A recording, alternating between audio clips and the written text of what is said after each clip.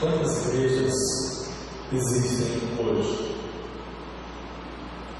Eu vou pensar nisso. Quantas igrejas existem hoje? Uma?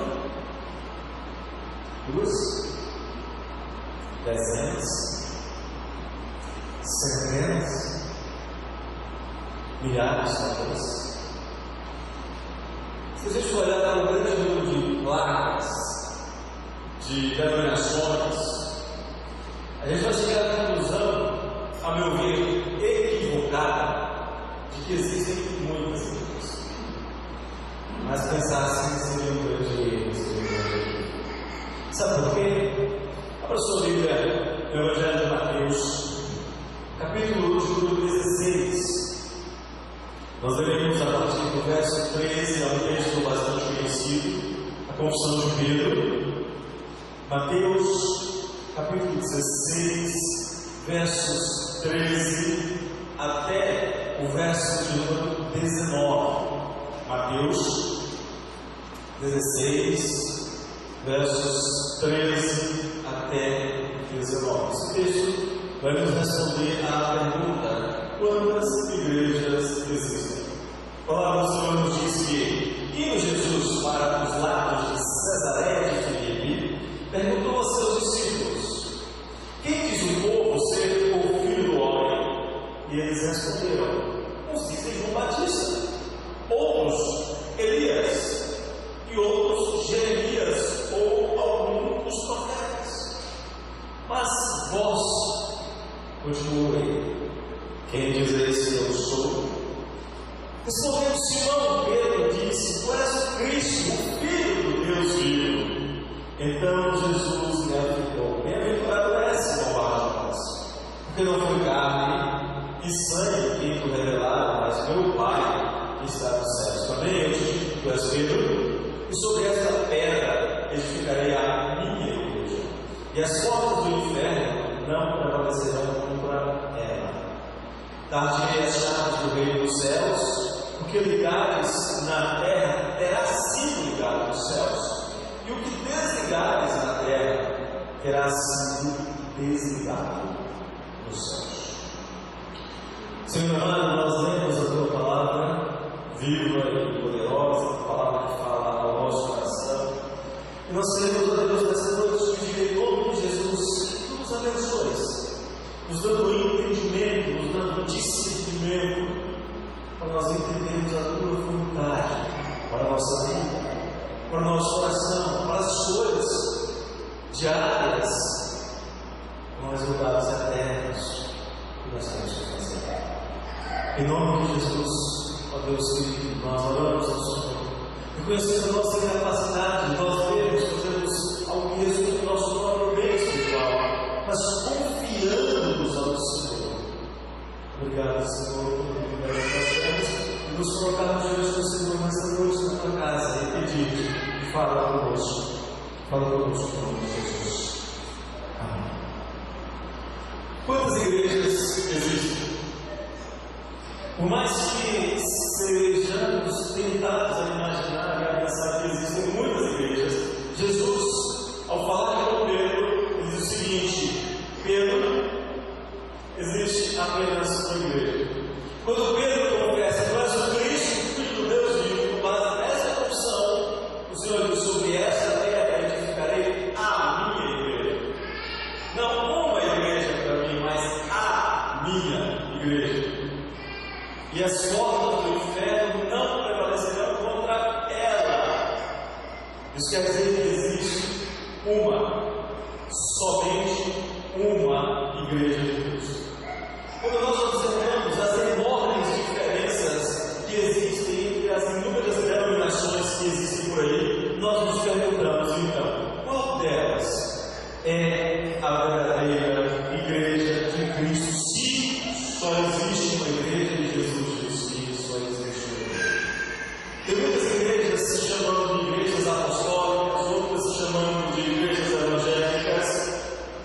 Qual delas seria então a verdadeira igreja de Cristo?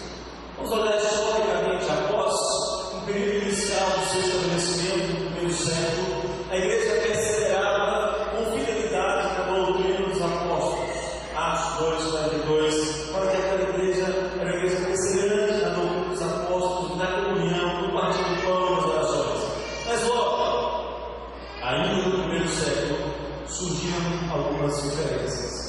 E essas diferenças foram crescendo, e essas diferenças foram se extremando, o amor foi dando lugar à fé, à amargura, e algumas vezes até ao sangue. Até que, por volta do século IV, final do século III, início do século IV, fosse começando a surgir uma igreja com mão de ferro. Uma igreja que controlou os destinos dos homens durante quase 1000 anos. Nesse período de quase 1000 anos, houve algumas definições, houve alguns grupos que não concordaram com isso e foram saindo. Muitos desses grupos foram realmente heréticos. Alguns desses grupos foram inibidos com sangue e com fogo, com a espada. Um grupo era grande demais para ser destruído, como a igreja ortodoxa lá na igreja. Alguns são considerados tão insignificantes e tão distantes que ninguém ligou para eles, como por exemplo os coptas do Egito. Até que na Europa, por volta do século XII, início do século XIII, alguns sinais começam a surgir que algo novo ia acontecer. O povo começa a receber de novo a Bíblia para que eles pudessem ler. A Bíblia que durante quase 1000 anos, por incrível que pareça, eles foram negados pela própria igreja. Assim homens como John Wycliffe, como John Hus, Jerônimo de Praga, eles começaram a pregar o Evangelho, pagaram a paz pessoal. Alguns pagaram a própria vida na fogueira para serem os amigos do noivo, para serem os precursores de uma reforma que a igreja precisava, para que a igreja fosse liberta, para a salvação da própria igreja, para que ela voltasse a ser o que deveria ser, a igreja revelada a Deus, conforme os ensinos dos apóstolos.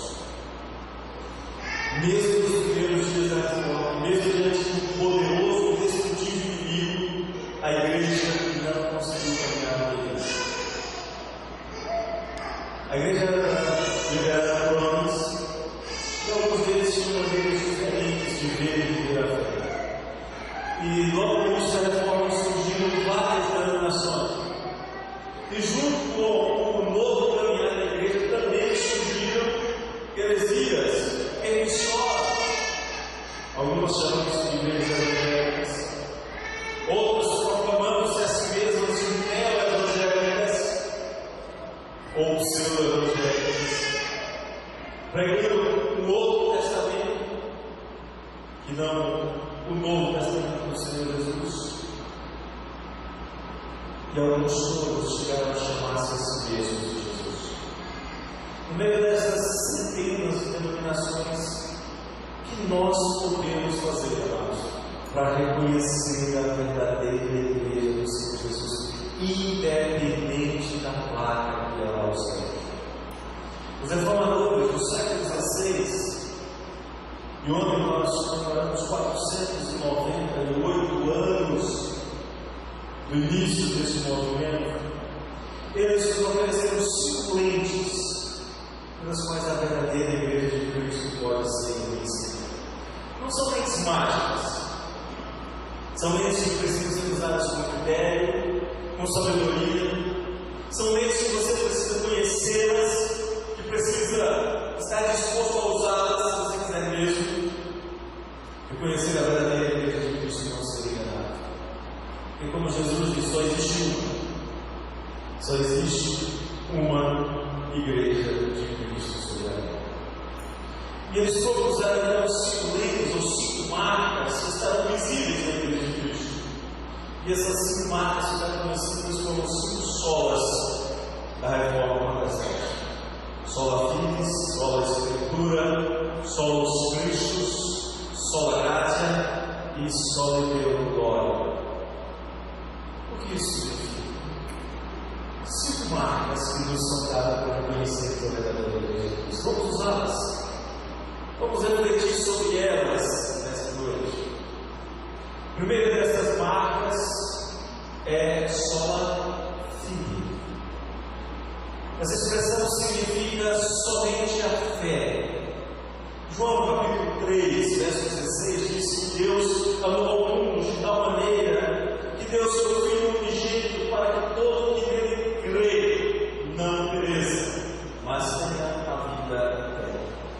Nós já vimos que existem apenas duas igrejas. Quando a reforma surgiu, apesar das inúmeras dissensões, isso ficou muito claro. Existem apenas duas igrejas. Quais são elas?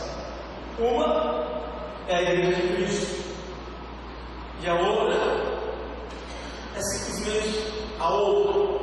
A igreja que não é de Cristo, a igreja que o Senhor, através do evangelista João, no livro de Apocalipse, chama de sinagoga de Satanás. A característica de uma é ter fé além da fé. E se você procura, se você realmente deseja encontrar a verdadeira igreja de Cristo, você está procurando uma igreja onde congregar, eu quero apresentar para você, com base neste só que somente a fé, duas igrejas diferentes. A primeira é uma igreja que eu denomino de igreja cuja fé vai além da fé. É uma igreja que realmente possui alguma forma de fé, mas é uma fé que se alicerça do que nada pode fazer. Uma fé que acredita em algo que pode ou não ter boca, mas não fala. Que pode ou não ter olhos, mas não vê. Que pode ou não ter ouvidos, mas não ouve. Que pode ou não ter nariz, mas não chega. Cujas mãos não apalpam, cujos pés não andam, cuja garganta não emite som. E a gente vê essa busca insaciável dentro dessa igreja. Uma busca por satisfazer uma sede, quando um claro salão de cisterna rota, como denunciou o profeta Jeremias. É óbvio que muitas dessas igrejas nem sempre constroem imagens de pessoas, de animais, mas constroem imagens interiores. Continuam adorando ídolos, continuam adorando coisas criadas ao invés de adorar o Criador, continuam adorando ideias de homens, continuam adorando pessoas, continuam adorando ossos, relíquias, amuletos, patuás, água benta, água santa, sal, leite, martelinho, coisas diferentes, mas ainda assim coisas criadas. Crer no que não pode ajudar é ter fé além da fé, é crer mais do que o necessário. É crer no que simplesmente não pode ser uma salvação. Mas os reformadores diziam somente a fé e nada além da fé. É curioso que a maioria das pessoas prefere crer naquilo que não oferece nada, e prefere não crer naquilo que oferece gratuitamente a salvação. Jesus é muito claro quando ele diz que eu sou o caminho. O caminho. Ele não disse é um caminho. Ele disse que não há outro caminho para ir ao Pai senão através dele. Porque ele, Jesus, veio para ser esse caminho. Ele, Jesus, é a providência de Deus para solucionar o problema insolúvel do pecado do homem. Embora eu concorde que seria possível crer verdadeiramente, crer de todo o coração em um monte de coisas, eu tenho também que qualificar essa crença como crendice ou como suspensão. É sincero, é honesto, mas não é funcional. Não é fé que resolve. As coisas deste mundo nas quais as pessoas creem podem até ajudar a enfrentar as dificuldades deste mundo, mas não podem de maneira nenhuma resolver a necessidade maior do ser humano, que é dar a salvação, porque a salvação só pode ser obtida somente pela fé no nosso Senhor e Salvador Jesus Cristo, porque Ele é a fonte exclusiva de salvação. Acho que o 4 das 12 diz que não há salvação em nenhum outro, porque abaixo do céu não existe nenhum outro nome dado entre os homens, pelo qual importa sejam salvos. E a escolha é essa. Você pode ter fé que não pode te ajudar, ou você pode crer no Senhor Jesus e resolver o seu problema sabendo aquilo que você mais necessita. Existem duas igrejas. Aquela que caminha pela fé e pela fé somente, e aquela que crê em tudo, menos em Jesus somente. Uma segunda forma de buscar encontrar a igreja, a verdadeira igreja de Cristo, os irmãos reformadores diziam somente pelas Escrituras. Em Miqueias, capítulo 6, verso 8, o profeta diz: Ele te declarou ao homem o que é bom e o que é o que o Senhor quer de ti, que pratiques a justiça e ames a misericórdia e andes humildemente com o teu Deus. Na Idade Média, no período que a reforma começou, a igreja se debatia no seguinte dilema: em que nós devemos crer? A igreja existente dizia que era necessário crer nas Escrituras de acordo com a interpretação e os documentos oficiais da igreja. Ou de outra maneira, era a igreja que definia o que precisava ser vivido independente das Escrituras. Esse surgiu como doutrina sobre o purgatório e outras coisas. Após a reforma protestante, logo surgiram outros que defendiam que a Escritura era insuficiente. Alguns que diziam que a Escritura era apenas letra morta. E a resposta a isso, os irmãos reformadores disseram que a Escritura era suficiente. Hoje, ainda existem duas igrejas. Uma delas diz que a Escritura é insuficiente, seja pelos cânones eclesiásticos, documentos humanos. Alguns já profeciaram até uma nova Bíblia, que tem fascinado a muitos. Outros se deixam controlar por aquilo que o homem faz e pensa.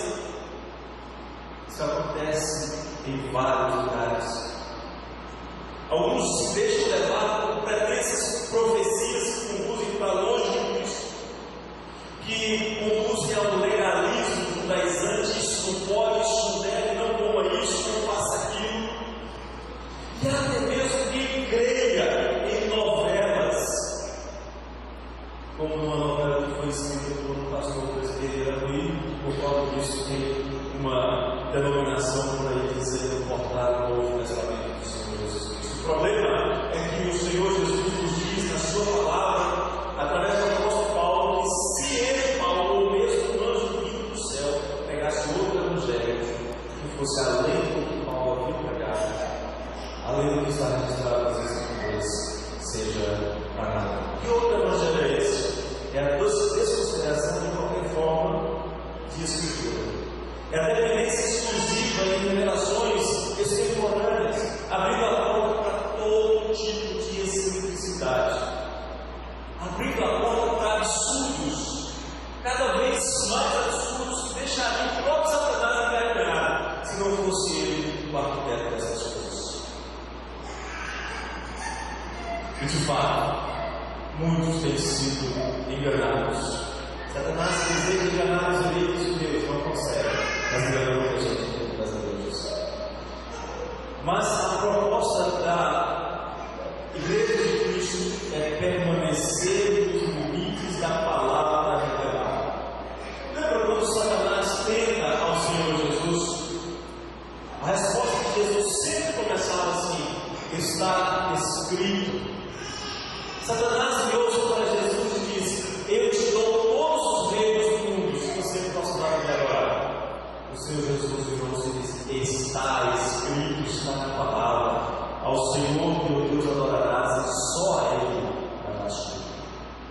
Diante dos religiosos incrédulos dos dias de Jesus, o Senhor denuncia a incredulidade, que era fruto não apenas da dureza de coração, mas porque eles não conheciam as Escrituras.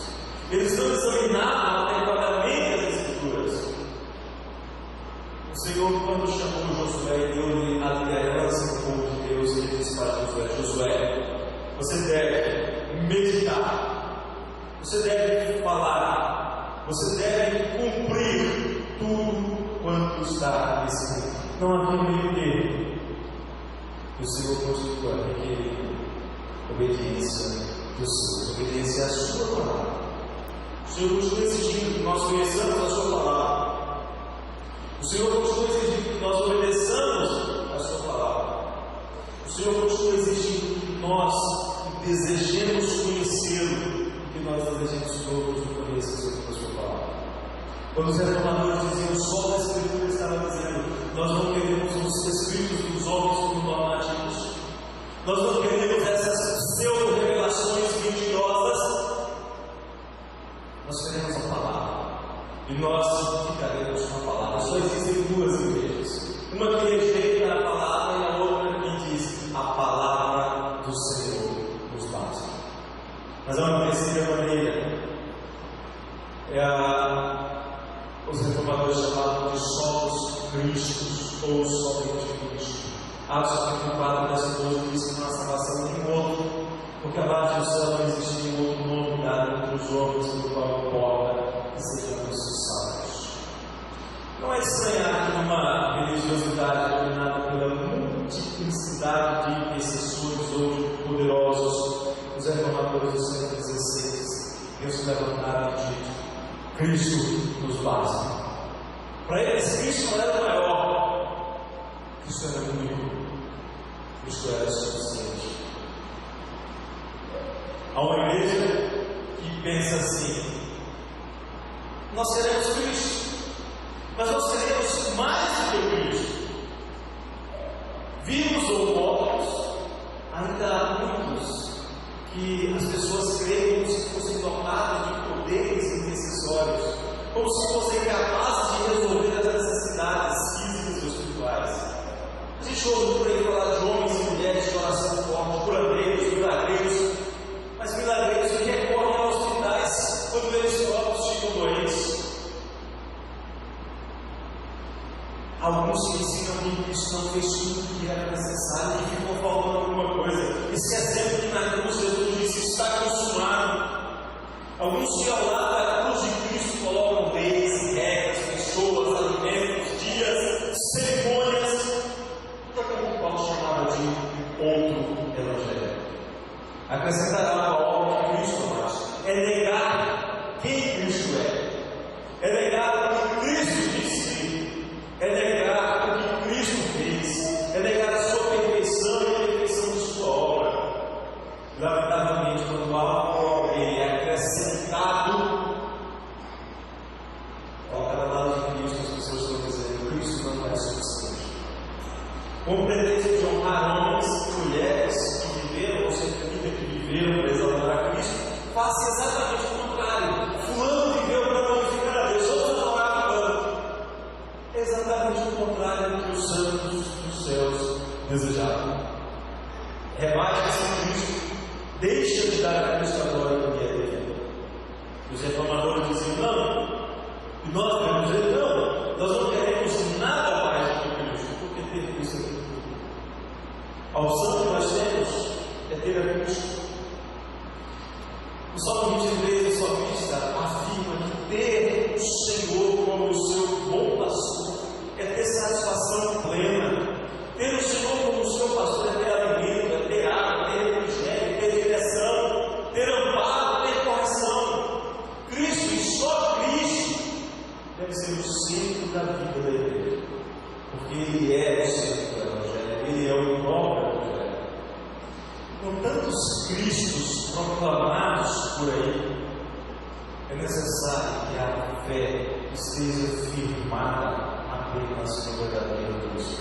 A centralidade de Cristo é absolutamente fundamental para a fé cristã, porque Ele é o Filho de Deus, porque foi Ele que deu a sua vida para resgatar pecadores, e porque é Ele que retornará para reinar com os que Ele redimiu com o seu próprio sangue, porque Ele é a cabeça da igreja. Um dos reformadores, chamado Zwinglio, disse o seguinte: Cristo é o cabeça de todos os crentes, os quais são o seu corpo. Sem Ele, sem Cristo, o corpo está morto. Se nós não tivermos Cristo, nós não temos vida, porque só a vida para quem está em Cristo. Sem Cristo, nós não podemos fazer nada. Ou se tem a salvação em Cristo,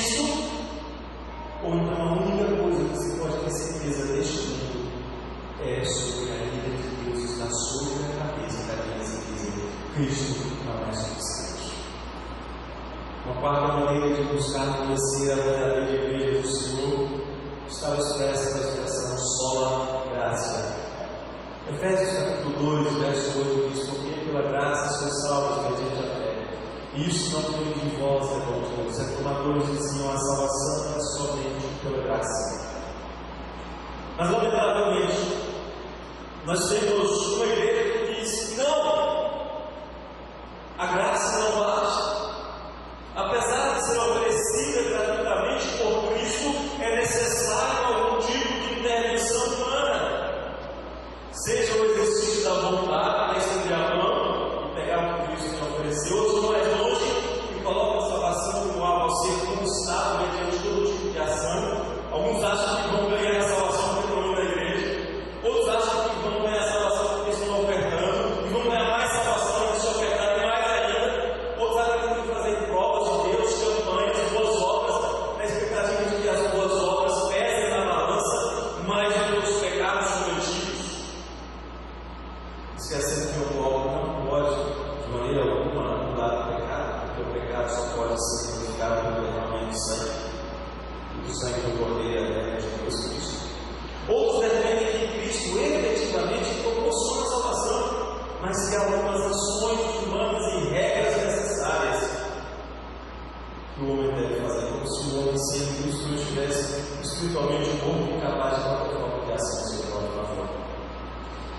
Nesse sentido, até mesmo a fé, alguns dizem que a fé é uma obra humana, dizendo que você exerça a fé, exercite a fé, quando na verdade a fé vem por meio de Cristo e não para merecer a Cristo.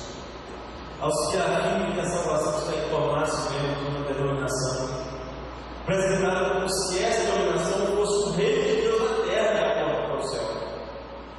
E muitos defendem que somente estamos sob o governo de uma instituição de um homem, a perdição pode ser evitada. Esta é uma igreja. E a igreja de Cristo entende que a salvação não é pelas obras, mas é para as obras. Enquanto os defendem que a salvação é completada pelas obras, sejam elas quais forem, a Bíblia nos diz que a salvação é somente mediante a fé. E que a fé é um instrumento dado por Deus ao pecador que antes era incapaz de buscar boas obras, porque ele estava morto em seus delitos e pecados. E por causa da fé, ele recebe um novo propósito de vida, ele passa a viver a vida da fé na prática de boas obras. Ele é regenerado, ele é recriado para as boas obras e não porque um dia praticou boas obras. De maneira que as obras são a consequência e não a causa ou a razão para a salvação. A fé é ensinada como a origem correta para a prática de boas obras. E as obras da fé são agradadas a Deus, embora elas não possuem em si mesmas qualquer espécie de mérito que torne Deus merecedor aos homens. Efésios 2:9 diz que a salvação é um dom de Deus, não é de obras para que ninguém se glorie. Esses são os 4 primeiros testes, mas há um quinto.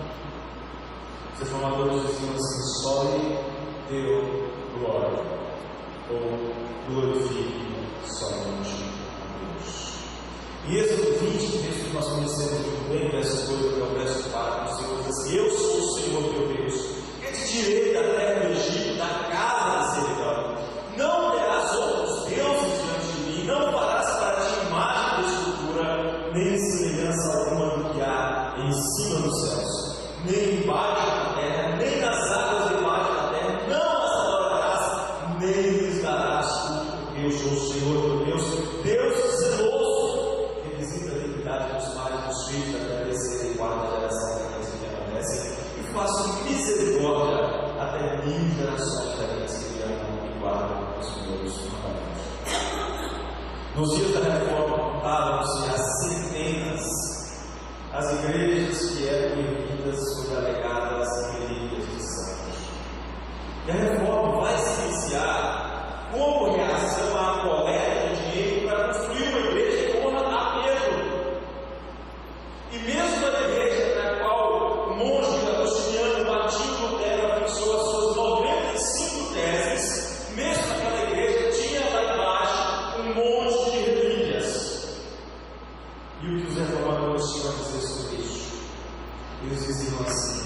toda glória tem que ser dada somente a Deus. Não a homens, não a santos, não a profetas, não a profetisas, não a apóstolos. Toda glória somente a Deus. Existem duas igrejas. Uma dá glória aos homens. A pergunta é: eles carecem? Não é difícil nós encontrarmos igrejas edificadas em honra a homens ou a mulheres. Isso é uma prática já mais do que secular. Mas também existe a glorificação de homens nos arraiais que alegadamente se chamam de evangélicos. Honra a homens e mulheres tidos como se tivessem grande poder, como se fosse o grande poder de Deus na terra. E é bom lembrar que o primeiro no qual se disse que era o grande poder e o poder de Deus, terminou se tornando só a Pedro de Atos, capítulo 8, verso 10. Primeira Simão, o mar.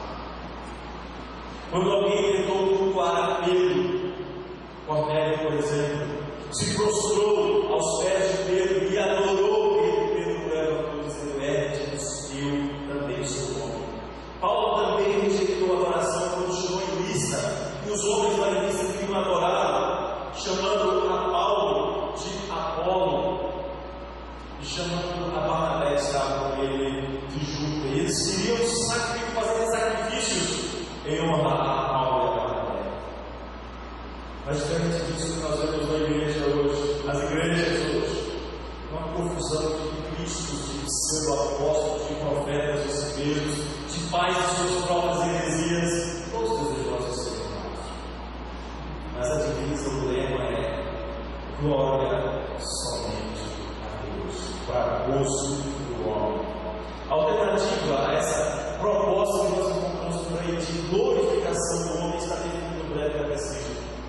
Quando ele pergunta qual a finalidade principal do homem, e a resposta é: glorificar a Deus e, em decorrência disso, gozar da sua benfazeja presença para sempre. Hoje em dia nós temos endeusamento de cantores, endeusamento de homens e mulheres, que não é nenhuma novidade, que muitas vezes tem levado a igreja a esquecer-se de glorificar a Deus. Eu preciso dizer uma coisa para você: Deus não deixará isso sem resposta.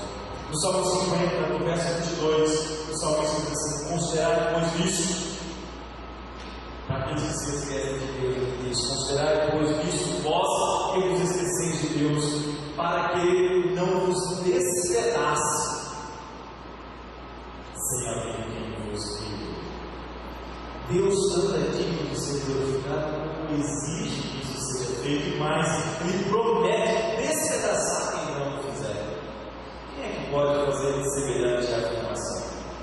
Que instituição pode fazer uma cobrança tão forte como essa? Quem pode fazer e cumprir a promessa que o Senhor faz nesse mesmo Salmo, no verso 23, dizendo: porque Ele oferece sacrifício de ações de graças, esse lhe glorificará. E alguém prepara o seu caminho, dar-lhe que veja a salvação de Deus. Quem pode fazer uma promessa como essa senão o Senhor? Senão Ele é digno de ser honrado, louvado e glorificado. Glorificar a Deus e exaltá-lo com a obediência, temendo e guardando a sua palavra. Eu gosto muito da expressão do sábio no livro de Eclesiastes, capítulo 12, verso 13, diz assim: que você tem ouvido. E é curioso que os reformadores tinham 5 lemas: primeiro, segundo, terceiro e quarto lema. E eles concluíram dizendo essa mesma coisa: de tudo isso, dê glória a Deus. Viva para a glória de Deus. Somente pela fé, orientada por esse mundo, crendo somente em Cristo, confiando exclusivamente na graça de Cristo, glorificando a Deus. São essas as normas que nós temos. São essas as lentes que são colocadas diante de nós para nós buscarmos conhecer a verdadeira igreja. Às vezes, talvez para você, essa seja uma escolha nada fácil. Vai ser uma escolha difícil. Eu já olhei, eu já tenho as lentes, Eu já sei onde está a verdade. Eu imagino que eu estou defendendo aqui, de qualquer forma, de livre-arbítrio. Olha, você vê assim e assim tomar a sua decisão. Não. Estou dizendo que você deve fazer as suas escolhas. E você vai fazer as suas escolhas de acordo com a inclinação do seu coração. Ou você faz de acordo com as inclinações pecaminosas do seu coração, ou você vai fazer de acordo com a inclinação do Espírito de Deus no seu coração. Mas você não tem escolha, você tem que tomar uma decisão a respeito de qual será a sua igreja. Ou se você vai permanecer sem igreja alguma. Nós começamos aqui para vocês 5 maneiras de identificar a igreja de Cristo. Porque ele só tem uma. E ele diz que quem não é com ele é contra ele. Ou seja, se a igreja não é dele, é contra ele. Em Lucas capítulo 11, verso 23, ele diz que não é por mim, é contra mim. E quem comigo não ajuda, espalha. Em primeiro lugar, você pode optar por viver pela fé em Cristo ou pela crença em qualquer outra coisa. Mas eu tenho que dizer que somente a fé em Cristo e a fé em Ele por meio que Cristo pode te dar aquilo que você necessita.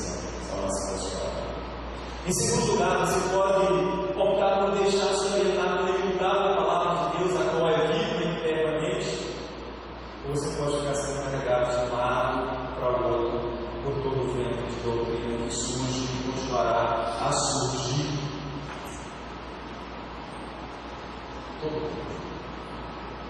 Em terceiro lugar, você pode optar por crer em Cristo, somente em Cristo, o único caminho para Deus. Ou você pode dizer que isso não é suficiente e tentar andar em caminhos mais espaçosos para não agradar a dois senhores. Não vai conseguir, porque você sempre vai acabar desagradando a Deus. Mateus capítulo 10, verso 28, diz para vocês que não tema os que matam o corpo e não podem matar a alma. Temei antes aquele que pode fazer perecer no inferno tanto a alma como o corpo. Em quarto lugar, você pode confiar exclusivamente na graça de Deus para a sua salvação e, em decorrência disso, fazer o bem. Ou você pode confiar em si mesmo, lembrando que as obras dos homens nada merecem além da morte, porque o salário do pecado é a morte. E em quinto lugar, você pode fazer tudo em nome do Senhor Jesus Cristo para a glória de Deus Pai.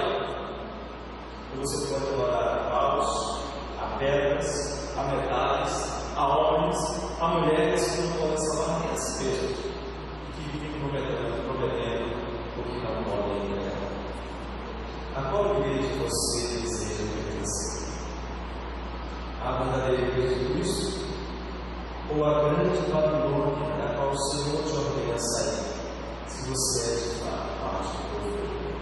Gostaria de concluir uma porção da palavra de Deus. Você abre a sua Bíblia em Apocalipse, no capítulo 18, verso 4.